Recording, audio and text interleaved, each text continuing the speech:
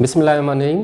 اگر صبح سویرے اٹھتے وقت پانی پینے کے بعد یا پانی پینے کے دوران پانی منہ کی سائڈ سے باہر آ جاتا ہے، یا ارلی مارننگ برش کرنے کے دوران پانی منہ کی سائڈ سے باہر آ جاتا ہے، اور جب بندہ آئینے میں دیکھ لیا اور دیکھنے کے باوجود فیل ہو رہا ہے کہ آنکھ بند نہیں ہو رہی اور چہرے پہ جو اسمائل ہوتی ہے وہ بھی ساتھ میں محسوس نہیں ہوتی، اوپر دیکھنے سے یہاں پہ رنکلس وغیرہ نہیں بن رہے ہیں، ایسے محسوس ہوتا ہے کہ چہرہ جیسے ٹیڑھا ہو گیا ہوا ہے، تو اس کی وجوہات کیا ہیں اور اس کے کیا احتیاطی تدابیر ہیں، and how we have to treat, we will discuss in this video. میرا نام doctor Tariq Ali Sheikh, as a ENT head and neck surgeon.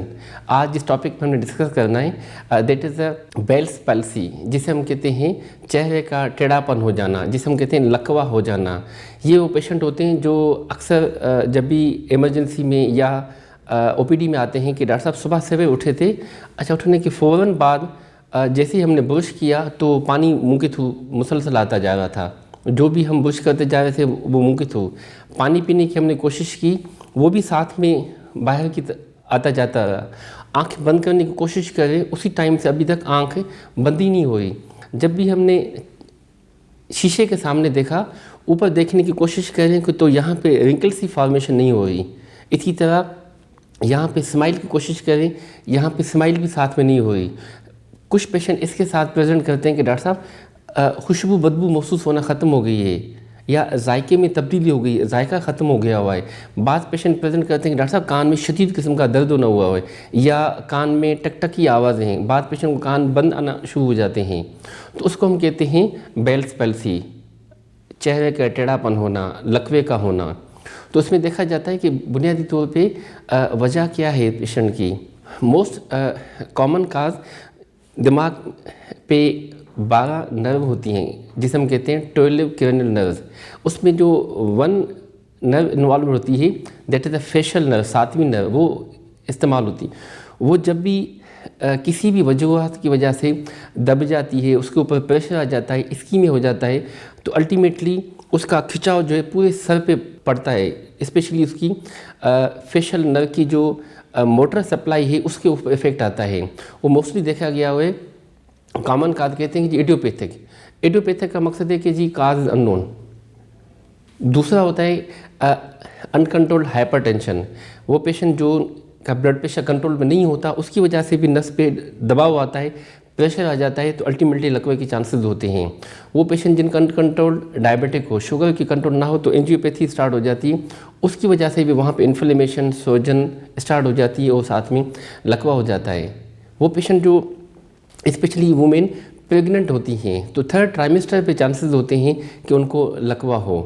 وہ پیشنٹ جو اسپیشلی وائرس ہو، اسپیشلی جیسے ہم کہتے ہیں ہرپیس سمپلیکس وائرس یا ہرپیس زوسٹر وائرس، اس کی وجہ سے بھی چانسز ہوتے ہیں کہ ان کو اس طرح کا لکوا ہو۔ وہ پیشنٹ جو اسٹریس میں رہتے ہیں، انزائٹی میں رہتے ہیں، اس کی وجہ سے بھی ہارمونس ریلیز ہوتے ہیں، اسٹریس ہارمونس، وہ بھی نرو کو کمپریس کر لیتے ہیں، الٹیمیٹلی اس کی وجہ سے بھی چہرے کا لکوا ہو جاتا ہے۔ تو how we have to investigate and how we have to manage, اس کے لیے انویسٹیگیشن کوئی بھی نہیں ہے جو ہم بیس لائن اکثر پیشنٹ کرا کے آ جاتے ہیں، یا ایون CT اسکین کرا کے آ جاتے ہیں، ٹھیک ہے نا۔ تو دیر از نو اسپیسیفک انویسٹیگیشن فار بیلس پیلسی۔ بیلس پیلسی کی کوئی خاص انویسٹیگیشن نہیں ہے، ٹھیک ہے نا۔ یہ جو CT اسکین یا بیس لائن وغیرہ، یہ ساتھ میں کوئی ایگزسٹنگ پیتھولوجی ہے، یا کوئی اس کے ساتھ کوئی کوماربیڈیٹی ہے، یا ادر ڈیزیز کو رول آؤٹ کرنے کے لیے ٹیسٹ کرائی جاتی ہیں، مگر for بیلس پیلسی there is know specific investigation. اور ٹریٹمنٹ کے لحاظ سے اکثر یہ متھ ہوتی ہے، ٹریٹمنٹ میں پیشنٹ کبوتر کا گوشت کھا کے آ جاتے ہیں، اکثر وہ کبوتر کا گوشت مسلسل کھلاتے رہتے ہیں، یا کبوتر کا سوپ لاتے رہتے ہیں۔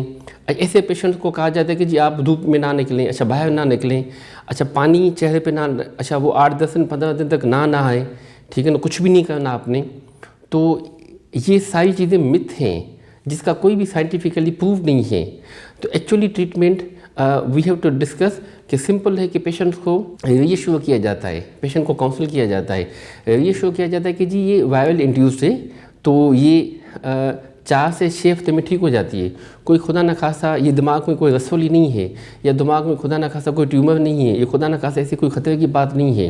ये 4 से 6 हफ्ते बाद का 3 माह तक बिल्कुल चीज़ें सेटल हो जाती हैं।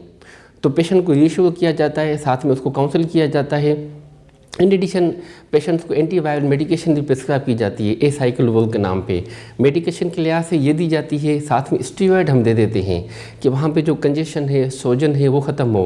1 मिलीग्राम पर केजी के साथ दी जाती है और मैक्सिमम 40 मिलीग्राम तक डोज़ होता है, और 2 से 3 हफ्ते तक दी जाती है, जिससे चीज़ें बहुत हद तक बेहतर हो जाती है। एंटी इन्फ्लेमेटरी मेडिकेशन वगैरह दी जाती है।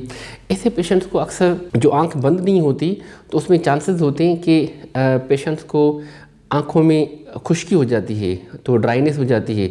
चांसेस होते हैं कि उसमें कंजक्टिवाइटिस हो, सोजन हो, आंखें लाल हो जाती हैं, आँखों से पानी वगैरह आता रहता है। तो उसको प्रिवेंट करने के लिए हम कहते हैं कि साथ में आप आई कंसल्टेंट को भी दिखा दें। उसमें आर्टिफिशियल आई ड्रॉप्स इस्तेमाल करवाए जाते हैं, क्योंकि नेचुरल आई ड्रॉप्स वो ख़त्म हो जाते हैं, तो artificial eye drops, natural eye drops वो इस्तेमाल करवाए जाते हैं, जैसे वो ड्राइनेस ना हो। ड्राइनेस होती रहेगी तो आईज़ इवन ब्लाइंडनेस के चांसेस होते हैं। डे टाइम पे हम कहते हैं कि जब आप जाएं तो आप सन ग्लासेस इस्तेमाल करें, जिससे डायोड शुआएँ आँखों को इफेक्ट ना हो। रात के टाइम पे है तो हम कहते हैं आप रात को अच्छी तरीके से आई पैड्स ले लें, आँख बंद होनी चाहिए, या हम इवन ऑइंटमेंट भी दे देते हैं, ठीक है ना। ये हम चीज़ें देते हैं कि जैसे आई प्रिवेंट हो। मेडिकेशन ही साथ में दे देते हैं। तीसरी चीज़ जो है वो हम कहते हैं कि फिजियोथेरेपी, चेहरे की साथ में ना फिजियोथेरेपी होनी चाहिए। तो फिजियोथेरेपिस्ट से कंसल्ट करके साथ में फिजियोथेरेपी भी चलती रहती है, जिससे प्रोग्नोसिस के लिहाज से 85 to 90% पेशेंट 4 to 6 वीक में बिल्कुल सेटल हो जाते हैं, और बाद पेशेंट को 2 से 3 माह भी लग जाते हैं, जिससे 95 to 99% चीज़ें बिल्कुल सेटल हो जाती हैं। तो हमें तीनों चीज़ों को रखना होता है, एक मेडिकेशन के लिहाज से, दूसरा आई केयर के लिहाज से, साथ में फिजियोथेरेपी के लिहाज से, और साथ में पेशेंट्स को फॉलोअप किया जाता है, जिससे 90 to 95% पेशेंट बिल्कुल सेटल हो जाते हैं। तो it's all about Bell's palsy, it's prevention and treatment. Thank you.